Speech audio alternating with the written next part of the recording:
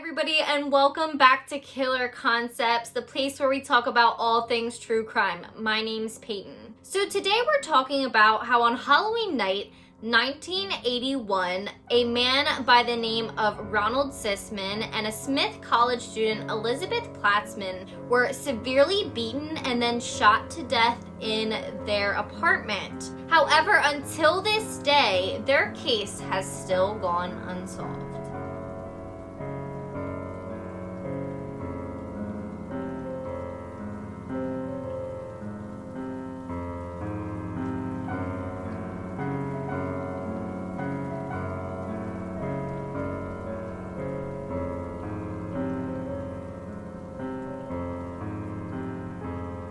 Welcome back to Halloweek. We are on episode 5, which means Halloweek has now come to an end after this episode. And while I'm sad, I'm also excited to get back into our normal cases, as this week's case is a little bit shorter than what we usually do. If you have not done so already, make sure to hit that red subscribe button down below and turn on your post notifications so that you do not miss a thing. I post weekly here on my channel, and I would love to have you here with me. Tomorrow is Halloween, and I hope you all are excited for it and you have fun with whatever you decide to do with your night. So as I said, today we are talking about the murders of a couple who were shot in their Manhattan apartment in 1981. One thing I would like to say is this probably is going to be a shorter episode than what we usually do here on Killer Concepts, as some of the Halloween ones have been. There isn't much to this crime that I could find, and I believe part of that is because it is an unsolved case, and I don't believe they have really had any leads. So I was pretty much picking out of newspaper clippings, a couple articles that I found, but I have not found a ton of information on this subject. At around 7:40 p.m. on Halloween night in 1981, the bodies of 39-year-old Ronald Sisman and 20-year-old Elizabeth Platzman were found dead in Sisman's third-floor duplex apartment at 207 West 22nd Street in Manhattan, New York. Both victims have been severely beaten, and they were shot execution style in the back of their heads. At the time, Ronald Sisman was a 39-year-old photographer. He worked with many different people, including some celebrities, and that's what he did for a living. So he actually operated 2 photography businesses out of that exact apartment. And 20-year-old Elizabeth Platzman was a Smith College student. Now, both of them had a pretty large age gap, but that didn't stop them from having a pretty healthy relationship, and they did live together in that apartment. While there isn't a ton of evidence in this case, one thing that police immediately noticed was that the apartment had been completely ransacked. Whoever had been in there had went through drawers, they flipped over couch cushions. It looked like they were looking for something. And at first, police actually believed that the entire incident could have been drug related, somebody trying to collect money or somebody trying to find drugs in Sisman's apartment. This is because Sisman had been known to hang around with the wrong kind of people and to use drugs. And actually, a year before this happened, in 1980, Sisman was actually accused by an actress by the name of Melanie Haller, who actually had accused Sisman of trying to force her to take drugs. However, these charges would later be dropped, and Sisman would not be held accountable for anything that had taken place. When police were searching the apartment, they did not find much of anything, but they actually did find a large amount of drugs in his apartment, which makes sense for what everybody had said about him using and maybe doing some things that he shouldn't have been. However, police actually believed that this would be a sign that they were not killed due to drugs, because if they had been, then the people probably most likely would have taken what Sisman had in his apartment with them.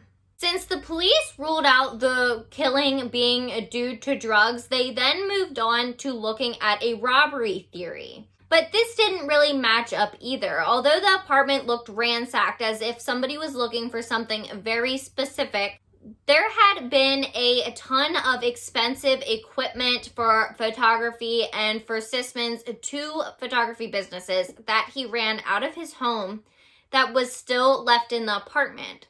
So if somebody was going to come in there to rob the place, they most likely would take something of a high value with them like that. The only thing that was missing from Sisman's apartment were both Sisman and Platzman's IDs and then Sisman's .25 caliber pistol. A detective by the name of David O'Neill actually said that there was no sign of a break-in and they actually had believed that Sisman might have known the killer or killers. Sisman had applied for 2 gun permits not long before this happened because he believed that somebody was trying to break into his apartment. But like I said, nothing of significant value except for the missing gun was taken. And so the police just did not really roll with that theory after that. When police ruled out the double homicide being both robbery and drug related, they really didn't have anything else to go on. They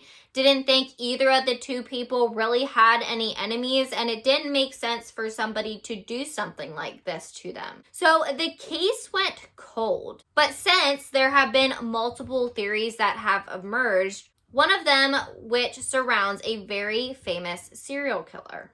At a nearby prison, a prison snitch actually said that he had overheard a conversation by a fellow inmate that very clearly described the murder of Elizabeth Platzman and Ronald Sisman. This inmate who had described the murder has the name David Berkowitz. Berkowitz has also been called the Son of Sam killer and the .44 caliber killer because he would shoot his victims with a .44 caliber pistol. So apparently, Berkowitz had told the informant that he had been part of a satanic cult. This cult apparently planned to perform a ritual at a photographer's house near Greenwich. Where Sisman's apartment was in Manhattan, it was near Greenwich. So this kind of started to click. Berkowitz said that the cult members planned to shoot the couple in the back of the head and then ransack the apartment. Apparently the reason was that this photographer in particular had photographic evidence of some of the Son of Sam killings. The cult was worried that the photographer would give the police the photos in exchange for getting out of drug charges. David Berkowitz described the crime perfectly to his fellow inmate, and so the police were really interested in the fact that Berkowitz could actually have something to do with the couple's murder. However, there was never any evidence that they could really use to substantiate the claims except the fact that his story was almost identical. Before you get the idea that Berkowitz possibly could have killed Sisman and Platzman himself, he was actually arrested in 1977 for his killings, and so he could not have possibly done it because he was in jail. So if he was connected to it, it would have to be somebody else that he knows. Some people actually believe that Son of Sam is actually a cult and not just what Berkowitz called himself. I would like to get more into talking about David Berkowitz another time, but I want to save him for a whole video all his own because he is a very detailed and very in-depth individual, and I'd like to dive deeper into him than that. But as for Sisman and Platzman, their murders are unsolved till this day, and the only close theory that there really is the one surrounding the Son of Sam killer. Like I said, police officers looked into the theories of robbery and drug related, and they just have not been able to corroborate any of that. The case has been cold for 39 years, and I hope for the family's sake that the police do eventually solve this murder. While I wish I had more on the case of Elizabeth Platzman and Ronald Sisman, that is all I really have for you. This was episode 5 of Halloweek, which means Halloweek has now come to an end, and I really hope you guys enjoyed it. So please leave comments down below if you did, so that I know if I should do it again next year or not. I really enjoyed doing it. I do love Halloween time, and I hope you do too. This year Halloween fell on a Saturday, so it should be a pretty good time for everybody involved. If you have not done so already, make sure to hit that red subscribe button down below so that you do not miss a thing. I do post videos weekly here on my channel. Usually they will be on Tuesdays, and if they are not, I will let you know on social media. If you have any case suggestions, please send them to the email address right here, which is also down in my description box below, as well as any sources that I used for this case. I hope to see you next week, and I want you to remember that the world's most dangerous minds hide in the most unlikely places. Stay safe and happy Halloween.